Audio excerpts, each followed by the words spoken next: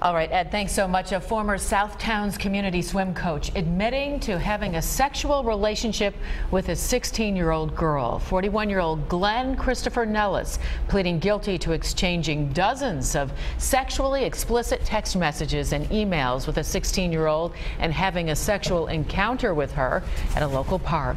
7 Eyewitness News reporter Hannah Buehler has been tracking down new information on this story this afternoon. She joins us now with what she's found. And Joanna, Nellis hasn't been part of the swim club since he was arrested in February, and I'm learning that the Eden Dolphins Swim Club has been revamped now, merging with another local swim club.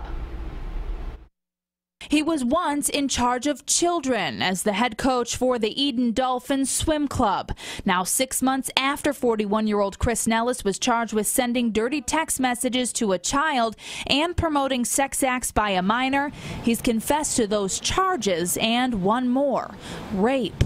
The Erie County District Attorney's Office says the Hamburg man pleaded guilty to having sex with a 16-year-old girl here at Chestnut Ridge Park.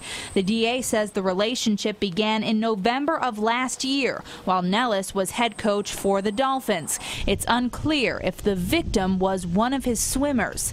Since his arrest, the Eden Dolphins Swim Club has now merged with a club in Lake Shore, the Nickel City Race Club, but they still use the pool at Eden High School. Eden School Superintendent Sandra Azalone says while the club is not a school-run program, this is a letdown for the entire community in Eden. We also like to keep our children safe. We feel that we have an honor to keep them safe and protected.